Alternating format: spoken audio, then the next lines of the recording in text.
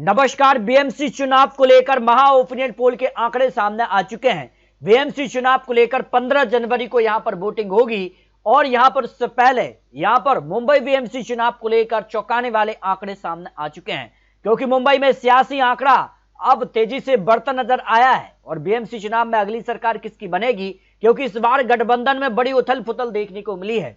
और यहां इस बार बीएमसी चुनाव में क्या कुछ आंकड़ा होगा, लेकिन 2017 में जो लास्ट बीएमसी चुनाव हुआ था 227 सीटों में से उसमें शिवसेना सबसे बड़ी पार्टी बनी थी और 84 सीटें उनके पक्ष में रही थी। उद्धव गुट ने शिवसेना का नेतृत्व किया था, लेकिन अब शिवसेना दो दल में बढ़ चुकी है। भाजपा को 82 सीटें और कांग्रेस को 31 सीटें, एनसीपी के लिए 9 सीटें, एमएनएस को 7 सीटें, जबकि सपा को यहां पर 6 सीटें मिली थी। लेकिन इस बार क्या कुछ आंकड़ा बनता नजर आ रहा है, क्योंकि मुंबई बीएमसी चुनाव में जो सीटों का गणित है वो चौंकाने वाला सामने आ रहा है। लेकिन बीएमसी चुनाव में किसके खाते में कौन से वोट जा सकते हैं, इसको लेकर सटीक और महत्वपूर्ण आंकड़े सामने आ चुके हैं। यहां भारतीय जनता पार्टी और शिवसेना शिंदे गुट का गठबंधन बना है, वहीं शिवसेना यहां पर उद्धव गुट और एमएनएस का गठबंधन बना है, तो कांग्रेस अलग ही चुनावी मैदान में है और अन्य पार्टियां भी चुनावी मैदान में, जिसमें अजुद्दीन ओबीसी और यहां पर आम आदमी पार्टी समेत अन्य पार्टी भी चुनावी मैदान में है। लेकिन भारतीय जनता पार्टी और शिवसेना शिंदे गुट के लिए मराठी वोट 42%, जबकि इस आंकड़े में शिवसेना उद्धव गुट और एमएनएस बाजी मारते नजर आ रहे हैं 44%, और कांग्रेस को 4% और अन्य पार्टी को 11% मराठी वोट जा सकते हैं। मुस्लिम vote bank 11%, Bharatiya Janata party Shiv Sena Shinde गुट के पक्ष में 28%, उद्धव गुट और एमएनएस के पक्ष में, और कांग्रेस को सबसे ज्यादा 41% वोट शेयर मिल सकता है। अन्य खाते में भी 20% मुस्लिम वोट बैंक जा सकते हैं। अन्य की बात की जाए तो अन्य को लेकर यहां पर भारतीय जनता पार्टी के पक्ष में 53%, 15% यहां पर शिवसेना, और यहां पर बात किया उद्धव गुट के पक्ष में जा सकते हैं। कांग्रेस को 19% और 13% अन्य पार्टी को वोट यहां पर जा सकता है। लेकिन महाराष्ट्र बीएमसी चुनाव में कौन कितनी सीटों पर चुनावी मैदान में है, तो भारतीय जनता पार्टी 137 सीटों पर, शिवसेना शिंदे गुट 90 सीटों पर चुनाव बीएमसी चुनाव लड़ रही है। और यहां बात की जाए तो शिवसेना उद्धव गुट 163, एमएनएस यानी राज ठाकरे की पार्टी 53 सीटें और एनसीपी शरद पवार 11 सीटों पर यहां पर चुनाव लड़ रहे हैं। वही बात की जाए तो तीसरा जो मोर्चा बना है वो कांग्रेस का है, जिसमें कांग्रेस सबसे ज्यादा 165 सीटों पर चुनाव लड़ रही है। वंचित बहुजन आघाड़ी यहां पर 62 सीटों पर चुनाव लड़ रही है। तो इसके बाद अगर बात की जाए तो यहां पर अजीत पवार 94 सीटें, आरपीआई पार्टी 38 सीटें, समाजवादी पार्टी यहां पर बात की जाए तो यहां पर 83 उम्मीदवार चुनावी मैदान में उतर गई है, और अजुद्दीन ओवैसी की पार्टी 32 सीटों पर चुनाव लड़ती नजर आई है। और उसके बाद क्या कुछ आंकड़ा बन सकता है मुंबई बीएमसी चुनाव, यहां पर देश की सबसे यहां पर कह सकते कि बड़ा चुनाव बीएमसी चुनाव माना जा रहा है। और यहां पर 28 नगर निगम में भी यहां पर चुनाव होंगे, तो मतदान से पहले ही यहां पर बात किया तो बीएमसी चुनाव में सबसे बड़ा उलटफेर देखने को मिला है। 68 उम्मीदवार निर्विरोध यहां पर चुनाव जीत गए हैं। और बीएमसी चुनाव को लेकर यहां पर चौंकाने वाले आंकड़े इसलिए भी सामने आ रहे हैं क्योंकि यहां बीएमसी चुनाव को लेकर अपने अपने तर्क दिए जा रहे हैं। मराठी मानुष को लेकर उद्धव गुट, एमएनएस और शिंदे साथ आए तो क्या होगा। हाँ, कहते हैं कि एक साथ अगर ये पार्टी आ जाती हैं तो इस पर 52% यहां पर उनका समर्थन मराठी वोट कर सकते हैं, और नहीं कहने वाले 22%, और कोई मत नहीं ऐसे कह सकते हैं कि न्यूट्रल हैं जो कि 25%, जो कि यहां पर दोनों के पक्ष में नजर आ रहे हैं।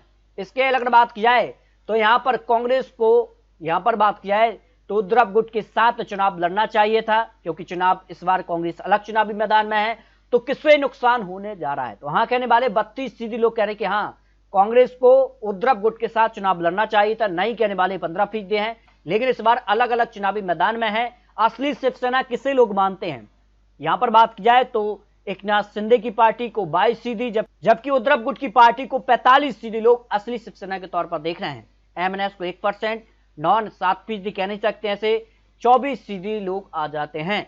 जबकि बीएमसी चुनाव को लेकर क्या कुछ आंकड़ा है, स्थानीय निकाय चुनाव में भी सबसे ज्यादा सीटें भारतीय जनता पार्टी ने जीत हासिल की, जबकि महाविकास आघाड़ी में कांग्रेस ने सीटें ज्यादा हासिल की हैं। इसी कारण से कांग्रेस अलग चुनावी मैदान में है। यहां पर शिवसेना उद्धव गुट को 9 सीट ही मिली है। लेकिन इस बार बीएमसी चुनाव को लेकर अपने अपने जीत के दावे किए जा रहे हैं, तो किसका पलड़ा, महायुति या फिर महाविकास आघाड़ी, इसको लेकर उद्धव गुट और यहां पर राज ठाकरे एक साथ जरूर आए हैं। तो 15 जनवरी को लेकर क्या कुछ आंकड़ा है, लेकिन मराठी और मुस्लिम वोट बैंक को साधने के लिए उद्धव ठाकरे और राज ठाकरे एक साथ यहां पर चुनावी मैदान में हैं। तो मुंबई बीएमसी चुनाव में अगली सरकार किसकी बन सकती है और अगली सरकार को लेकर बात की जाए तो कौन सी पार्टी सबसे ज्यादा मुंबई का विकास कर सकती है, तो इस पर देखिए भाजपा को 34% लोग मान रहे हैं कि यहां पर मुंबई बीएमसी चुनाव में यहां पर वो विकास कर सकते हैं। 32% उद्धव ठाकरे को भी मान रहे हैं, यानी सीधी टक्कर भाजपा और उद्धव ठाकरे के बीच यहां पर दिखाई दे रही है। एकनाथ शिंदे भी 12% और कांग्रेस भी 12% करीब यहां पर नजर आ रही है। मुंबई बीएमसी चुनाव को लेकर बात की जाए तो यहां पर किस गठबंधन के साथ लोग यहां पर नजर आ रहे हैं और यहां पर बात की जाए शिवसेना ठाकरे जो एक साथ आए हैं, इसका कितना फायदा मिल सकता है। तो यहां पर ठाकरे यहां पर एक साथ आए तो उस पर 39 लोग माने इसका फायदा उनको मिल सकता है और इसका कोई असर नहीं पड़ेगा, ऐसे 36% लोग हैं और इसका कोई फायदा नहीं होगा, ऐसे 15% लोग आ जाते हैं। इसको लेकर बात की जाए तो यहां पर कई यहां पर कह सकते हैं वोटर्स को लेकर भी आपसी यहां पर तालमेल जरूर रहा है। तो बीएमसी चुनाव को लेकर जो आकलन सामने आ रहा है, पहला आकलन कहता है कि लोकसभा चुनाव 2024 में जो सीटों पर बढ़त देखने को मिली थी उस आधार पर भारतीय जनता पार्टी को यहां पर 49 सीटों पर बढ़त देखने को मिली थी जो लोकसभा चुनाव 2024 में हुआ था, क्योंकि लोकसभा चुनाव में यहां पर महाविकास अघाड़ी ने ज्यादा सीटों पर जीत हासिल की थी और शिवसेना एकनाथ शिंदे की पार्टी को 42 सीटों पर बढ़त देखने को मिली थी और यहां पर शिवसेना उद्धव गुट एमएनएस को 90 सीटों पर बढ़त देखने को मिली थी, वहीं कांग्रेस को 31 सीटें और अन्य को 15 सीटों पर बढ़त देखने को मिली थी जो लोकसभा चुनाव यहां पर दौरान जिन यहां पर सीटों पर बढ़त देखने को मिली थी। इसके अलावा जो विधानसभा चुनाव 2024 में हुए हैं, अगर उस आकलन के आधार पर बीएमसी चुनाव के आंकड़े निकाले जाएं तो भारतीय जनता पार्टी ने 95 सीटों पर बढ़त हासिल की थी और एनसीपी के लिए 6 सीटों पर बढ़त मिली थी और शिवसेना के लेकर बात किया तो 38 सीटों पर बढ़त देखने को मिली। उद्धव गुट के लिए यहां पर 63 सीटों पर बढ़त देखने को मिली, एमएनएस को 0 सीट, कांग्रेस को 19 सीटों पर बढ़त और एनसीपी के लिए यहां पर 0 सीट और अन्य पार्टी को 6 सीटों पर यहां पर बढ़त देखने को मिली थी। तो इस बार बीएमसी चुनाव को लेकर जो ओपिनियन पोल के आंकड़े सामने आ रहे हैं उसमें अगर बात किया है तो महायुति एनडीए को 119 सीटें जाती नजर आ रही हैं और महाविकास अघाड़ी को 98 सीटें और अन्य पार्टी को 10 सीटें, जो ओपिनियन पोल के आंकड़े बीएमसी चुनाव को लेकर सामने आ रहे हैं।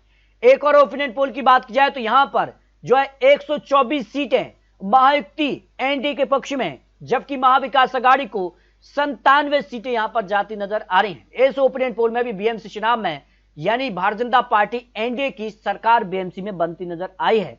बीएमसी चुनाव को लेकर भविष्यवाणी भी सामने आई है, उसमें भारतीय जनता पार्टी को 82 सीटें और कांग्रेस को 19 सीटें, एनसीपी के लिए 5 सीटें और शिवसेना को 32 सीटें, उद्धव गुट एमएनएस को यहां पर 79 सीटें, क्योंकि कांग्रेस अलग चुनावी मैदान में है और शिवसेना एनसीपी और भारतीय जनता पार्टी का जो गठबंधन है इसमें भी दरार देखने को मिली है। एनसीपी अलग चुनावी मैदान में है, तो अगर भारतीय जनता पार्टी और शिवसेना एकनाथ शिंदे की पार्टी को 32 सीटें मिला लिए जाएं तब भी भारतीय जनता पार्टी बीएमसी चुनाव में सरकार बनाती नजर आ रही है। इस तरह से बीएमसी चुनाव को लेकर 3 से 4 बड़े ओपिनियन पोल के आंकड़े आपको दिखा है।